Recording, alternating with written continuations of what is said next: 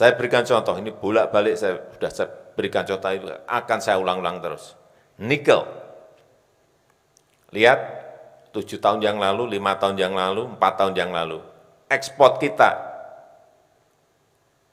bahan mentah, nilainya setahun hanya 1,1 miliar US dollar.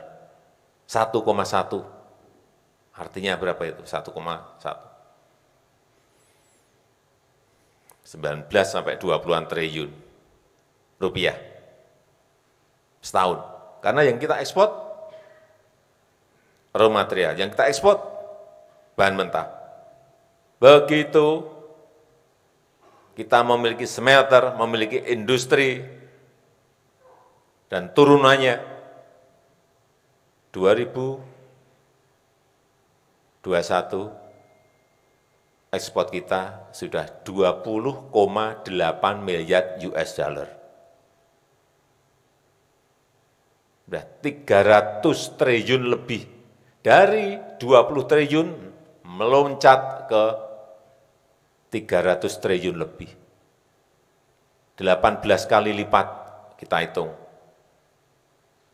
nilai tambahnya. Terus yang lain seperti apa? Apa mau kita terus-teruskan?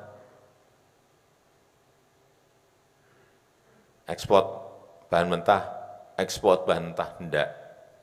Sekali lagi, meskipun kita kalah di WTO, kalah kita urusan nikel ini kita dibawa, digugat oleh Uni Eropa, dibawa ke WTO kita kalah. Enggak apa-apa, kalah saya sampaikan ke Menteri, banding. Nanti babak yang kedua, hilirisasi lagi,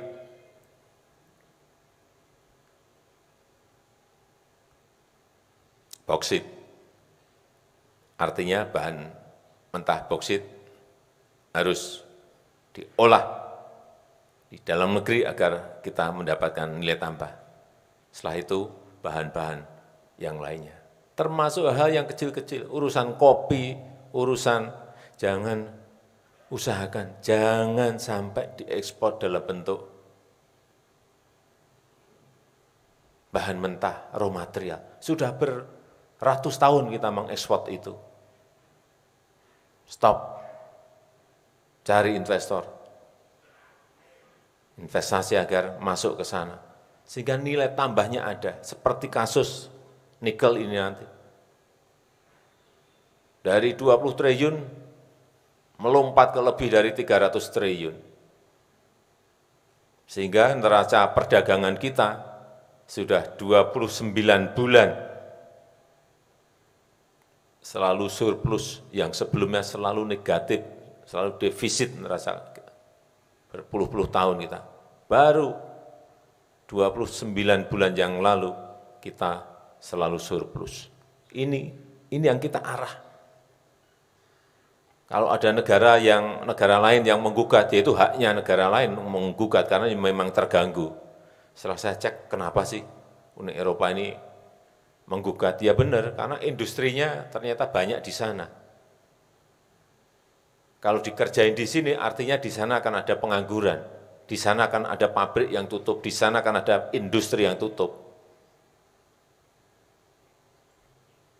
Tapi kan kita juga mau maju, kita ingin maju, negara kita ingin menjadi negara maju, kita ingin membuka lapangan kerja. Kalau kita digugat saja, kita takut, mundur, nggak jadi, ya nggak akan kita menjadi negara maju. Terus saya sampaikan kepada Menteri, terus, Pak ini apakah terus? Tidak boleh berhenti. Tidak hanya berhenti di nikel, tapi terus yang lain. Yang terakhir, ini mengenai APBD. Karena mumpung ada gubernur, bupati, wali kota. Ini saya ingatkan, kita ini mencari uang dari luar agar masuk. Terjadi perputaran uang yang lebih meningkat. Tetapi uang kita sendiri yang ditransfer dari Menteri Keuangan ke daerah-daerah justru enggak dipakai. Pagi tadi saya tanya ke Bu Menteri, ada berapa uang kabupaten, kota, dan provinsi yang ada di bank, yang belum dipakai. Biasanya, tahun lalu biasanya di bulan-bulan seperti ini, paling 210, 220. Pagi tadi kita cek uang yang ada di bank masih 278 triliun. Kita ini cari investasi agar dapat arus modal masuk yang sudah ada di kantong nggak dipakai. Ya percuma. 278 triliun itu gede banget tuh, gede banget. Besar sekali. Ini kalau cepat direalisasikan, cepat dibelanjakan, ini mempengaruhi pertumbuhan ekonomi di daerah, hati-hati. Tadi saya sudah perintahkan ke Pak Mendagri, tolong dicek satu persatu ini ada persoalan apa.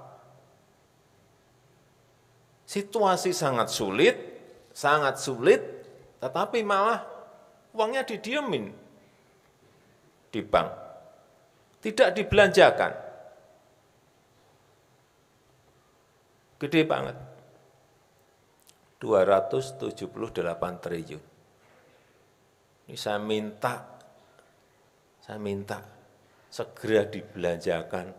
Memang realisasi biasanya di akhir tahun, di Desember, tapi ini enggak, kita bandingkan dengan tahun-tahun sebelumnya, ini sudah melompat tinggi sekali.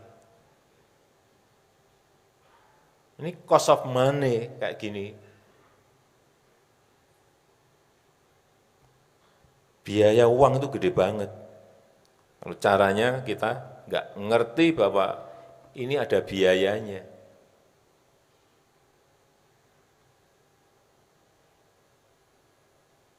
Tahun lalu di akhir Oktober itu masih di angka 226 triliun. Ini 278. Dan realisasi belanja, saya sampaikan sekalian, nasional itu sudah masuk ke angka 76%, realisasi belanja. Daerah baru 62%, ini sudah Desember loh. Besok itu sudah Desember, hati-hati. Artinya kita pontang-panting cari arus modal masuk, cari capital inflow lewat investasi, tetapi uang yang ada di kantong sendiri tidak diinvestasikan. Ini hati-hati, ini keliru besar. Saya rasa itu aja yang ingin saya sampaikan pada kesempatan yang baik ini. Dan dengan mengucap Bismillahirrahmanirrahim pada pagi hari ini, secara resmi saya buka Rapat Koordinasi Nasional Investasi tahun 2022. Terima kasih. Wassalamualaikum warahmatullahi wabarakatuh. Mohon berkenan mendampingi Bapak Presiden untuk melakukan